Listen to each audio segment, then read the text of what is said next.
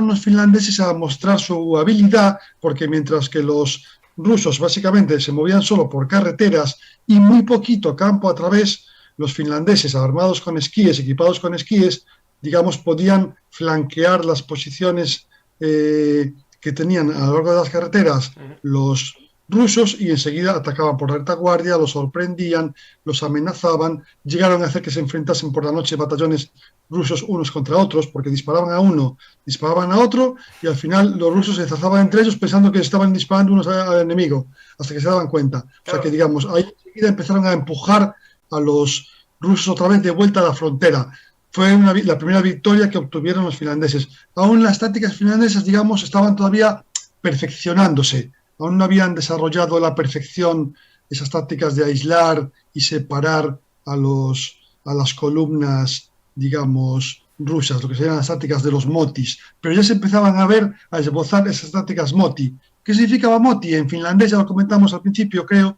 Moti es una palabra finlandesa que significa algo así como montones de madera ya cortadas, apilados, preparados para ser transportados. Es decir, los leñadores finlandeses van cortando zonas de árboles, apilan los troncos y los dejan ahí para ser recogidos posteriormente. Pues las tácticas finlandesas, digamos, aplicaron ese nombre de motis porque consistían en algo parecido. Las largas columnas de transportes, digamos, por carretera que tenían los rusos, estaban extendidas a lo largo de muchos kilómetros de bosques.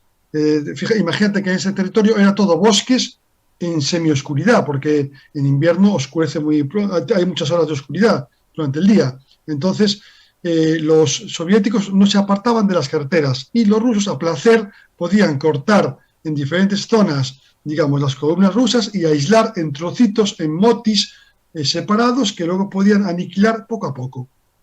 Primero detenían el avance frontal de la columna, después la aislaban de su retaguardia varios kilómetros más atrás y luego empezaban a trocearla. Y luego los trozos más pequeños los iban destruyendo, hasta que al final se quedaban con los pedazos más grandes que acababan aniquilando. ¿Vale? Ten en cuenta que los finlandeses tenían un problema, tenían muy poca artillería. Entonces, aunque podían aislar a las posiciones, digamos, de los rusos, les era difícil aniquilarlas porque les faltaba potencia de fuego. Entonces tenían que ir poco a poco desgastándoles, haciéndoles pasar hambre, haciéndoles pasar frío, haciendo que pasasen privaciones, hasta que al final poco a poco se iban rindiendo. O sea que ya ves que era un coste muy elevado porque no tenían potencia de fuego los finlandeses. ¿Y qué hacían los rusos? Rodrigo, hablando de un poco de la forma de luchar, que dices que no tienen artillería, al final en la zona esta que no es la línea Manche, que no hay una lucha de posiciones, todo eran los caminos, ¿no? Digamos, todo el avance eran caminos estrechos de un solo carril, es decir, casi lo que en Asturias llamamos una calella, ¿no? Un camino de barro en el que se avanza un coche y a lo mejor a lo sumo uno en cada carril, un poco estrecho, ¿no? En galego una corredoira. Eso, justo.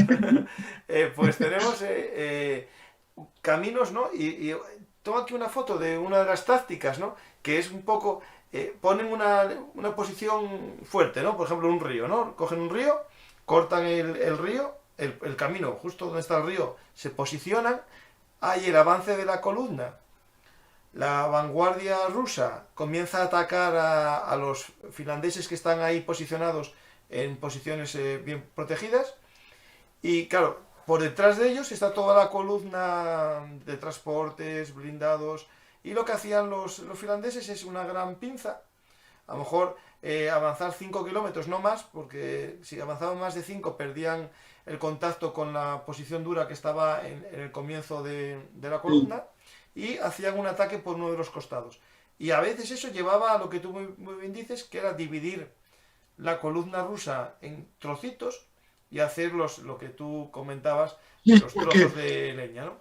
Pero justo algunas zonas muy interesantes, ¿eh? Las aniquilaban algunos tramos de la carretera, conseguían aniquilarlos, pero otros resistían, sobre todo porque cuando tenían tanques, por ejemplo, los rusos formaban posiciones, digamos, en erizo, defensivas allí, y bueno, aún los tanques ofrecían una cierta capacidad defensiva. Ten en cuenta que para los finlandeses el miedo a los tanques era muy grande, al principio de la guerra, cuando ellos no estaban familiarizados con los tanques, entonces realmente los carros de combate rusos les asustaban bastante, hasta que luego empezaron a manejarlos, a destruirlos con los famosos cócteles Molotov, etcétera.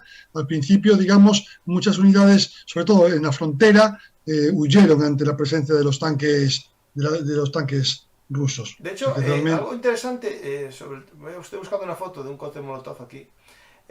Es que el cóctel Molotov lo asociamos a esta guerra finlandesa, ¿no? Pero el primer lugar en el que se tiene constancia de uso de ese cóctel Molotov parecido era en la Guerra Civil Española. Se usaron estos botes de gasolina. Y de hecho tengo un artículo que lo voy a buscar ahora mismo, espera un segundín, y lo voy a... que es de los que más me gustó escribir cuando yo tenía el blog yo más vivo. Estaba a escribir en vez de hablar en YouTube. Lo voy a buscar un segundo. Es un artículo sobre la Home War, las escuadras incendiarias antitanque. Lo voy a poner aquí para los que estáis en YouTube. Los que estáis escuchándolo en podcast, os recomiendo que lo busquéis en Google. Ponéis escuadra incendiaria antitanque de la Home War británica. Y lo que tiene interesante esta estrategia es de 1940, ¿vale? En Inglaterra, cuando se veía el peligro al ataque alemán, empezó a practicar esas técnicas que se usaron en la Guerra Civil Española y en la Guerra de Invierno, ¿no? Lo interesante era que hubo unas escuadras incendiarias anticarro que fueron españoles en Inglaterra, dinamiteros asturianos, tengo una foto de ellos, que escaparon en la Guerra Civil y se fueron a vivir a Inglaterra y enseñaron a los británicos a cómo usar cóctel Molotov, cómo usar un truco que era una manta empapada en gasolina, echarla encima de las cadenas e incendiarlas. Es decir, y tengo aquí la foto de los asturianos enseñando al lanzamiento de granadas y cóctel Molotov a los británicos. No sé si lo estáis viendo la gente. Esta está en un bar de Gijón, esta foto. Es interesante un poco para que veamos que un producto español que se puede haber llamado el cóctel sangría o el cóctel se llamó Molotov porque los finlandeses, ¿no?, al invento de estas bombas incendiarias le llamaron en forma irónicamente, ¿no?, como el ministro de Exteriores ruso, ¿no? Sí, pero sabes, la historia fue que cuando empezó la guerra de invierno, los bombarderos soviéticos bombardearon Helsinki. Sí, tengo una foto lanzando bombas. Y Molotov, el ministro de Exteriores ruso, soviético, por la radio dijo que habían lanzado paquetes de comida para la población hambrienta de Helsinki, que estaba pasando hambre, y los bombarderos estaban ayudándoles lanzando comida. Entonces, digamos, a las bombas les llamaban, pues no sé si las cestas de comida de Molotov, y la bebida correspondiente para tomar con esa comida de Molotov eran los cócteles Molotov, que eran la gasolina. Esto, a ver, no quiero, es que tantos paralelismos, ¿no? Hay tantos paralelismos con la acción especial humanitaria, ¿no? Justo. Y es que, a ver, es que... Aunque bueno, yo el cóctel Molotov hoy por hoy no lo veo, ¿eh? Veo que mucha propaganda a rellenar cócteles y tal, pero eso en la guerra moderna... Los ucranianos se pusieron a hacer cóctel Molotov a dolor. Por eso, pero no acabo de verlo. No sé yo si lo veo para camiones, no, para camiones sí. Los camiones de logística, en la retaguardia, sí que puedes hacer mucho daño al tren logístico de un ejército si atacas esos convoys que van con poca escolta, o sin ninguna. No. Eso los chechenos lo emplearon en Grozny. Claro, pero ten en cuenta, Rodrigo, que el caso que estamos hablando de Ucrania, la cantidad de anticarros que le dieron Estados Unidos, Inglaterra, incluso España, no lo tiene casi ningún país del mundo. Por lo tanto, ¿para qué van a usar cóctel Molotov? Claro, por eso que digo, que pues, teniendo unos zacohetes, ¿quién quiere un cóctel Molotov? Sí. Bueno, los finlandeses no tenían, ¿no? No tenían ningún anticarro. Sí. Cuando empezó la guerra no tenían ningún cañón anticarro específico. Empleaban artillería de campaña o nada, o el combate cuerpo a cuerpo, básicamente. Pues, también es cierto que los rusos no supieron emplear sus carros, porque claro, en el terreno boscoso no podían salirse de la carretera, por lo tanto no tenían utilidad. Y luego, y en el istmo de Karelia, en el primer ataque no estaban coordinados, o sea que los carros realmente no tuvieron relevancia al principio. Aunque asustaron a los finlandeses, no llevaron a que se desmoronasen las posiciones defensivas finlandesas. Hablando de Después ya veremos posiciones que defensivas, fueron mira, más útiles. estoy buscando una imagen de una posición defensiva que no es esta. Me tengo aquí una que encontré en una página muy interesante que se llama Winter War, que es una página La conozco, sí. habla un poco. Una página finlandesa con un montón de artículos interesantes Sí, sí. de temas rusos, finlandeses, la recomiendo, sí, Como winterwar.com. muestra el avance, ¿no? Un avance ruso y dos puntos fuertes, dos strong point, ¿no? Y justo detrás de los strong point, dos piezas artilleras que pueden ser eso a fuego horizontal, tipo anticarro, que cubren Tensos, en sí. diagonal al otro strong point, no al suyo, no al que tienen justo delante, porque no son para tiro parabólico, es decir, tienen como cruzados Sí. los... Hacer tiro tenso, pues, digamos, y flanqueando, Patenso, disparando justo, contra sí, los patenso, flancos. sí, sí. Contra Sí, los sí. flancos.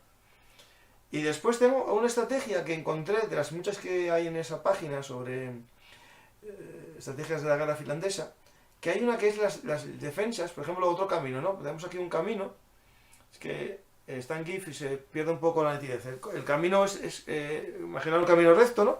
Y avanza un convoy ruso por el camino. Ellos hacen como una especie de V, una V en la que el vértice de la V se enfoca hacia los rusos para que los rusos les rodeen. Los camiones, cuando ven que son atacados, ¿no? Empiezan a salir infantería y doblan a la U. Pero justo detrás de la Sí. U hay una posición más fuerte que les da fuego por detrás. Es decir, digamos que caen en una emboscada, ¿no? Es decir, ellos ponen una posición, los rusos, como que la rodean y cuando van a acabar de rodear, tienen otra posición más atrás que no habían visto que les da fuego por atrás. Es que todas esas, fíjate, todas esas operaciones, los finlandeses ya las habían ensayado antes del comienzo de la guerra. Ya sabían en la línea Mannerheim qué posiciones eran débiles y cómo se podía encontrar lugares donde contraatacar a los rusos. O sea que estaba todo muy bien pensado. Habían ya preparado con mucho cuidado, digamos, las posiciones defensivas para sacarles el máximo partido. O sea que realmente, eso, los finlandeses hicieron muy bien su tarea defensiva. Mira, habla aquí John Punter, que tienen un arma que es el Lati de 20 milímetros. Eso es un fusil contracarro. Sí, el fusil contra carro con patines, justo, sí, me suena Sí. haberlo visto, sí, cierto, sí, voy a poner una... Sí, que era muy habitual en este periodo, justo este periodo en el que no existía todavía los tipo los bazooka, ni los Sí. Fiat, ni... Eran blindados muy débiles, Muy realmente. pequeñitos, justo, también es cierto. Se les podía hacer daño con un fusil contracarro. Pero es curioso, los rusos mantuvieron los soviéticos el fusil contracarro hasta el final de la Segunda Guerra Mundial, que nunca tuvieron los rusos ningún Panzerfaust o ningún bazooka. Siempre emplearon en masa los fusiles anticarro. De hecho, no sé si sabes que esos Sturzen, esos faldones que llevan los Panzer IV, los Panzer III, los Stug 3 en los laterales, originariamente estaban pensados para rechazar el fuego contracarro de los fusiles contracarro rusos. Claro, porque podían romper la cadena, ¿no? O romper el amortiguador, ¿no? O hacer daño en el lateral. Sí. El lateral está muy débilmente blindado. Entonces, sobre todo disparado en masas, digamos, unidades completas, había hasta batallones de fusiles anticarro. Conseguían, digamos, si no destruir, sí por lo menos sin utilizar un carro. Y el Bofors de 37 milímetros, a ver, eso voy a buscarlo. Un cañón Bofors, sí. Pero yo creo que eso lo recibieron después, una vez empezada la guerra. No estoy seguro, pero yo creo que... Bueno, que a lo mejor sí, claro, lo recibieron después con toda la ayuda que... Claro, sí, es cierto. Sí, Que hablaremos un poco después de eso. Hay otros países, sí. Pues Pero yo tenemos creo un que poco ya las operaciones, que ya hablamos un poco de las tácticas. Hablamos de Rate, ¿no? De la batalla de Rate, o esa no hablamos todavía. Sí, ahora mismo, si quieres, ahora viene la más clásica, que es la de Suomussalmi y Rate. Y Rate, vale, justo, vale, perfecto. Justo.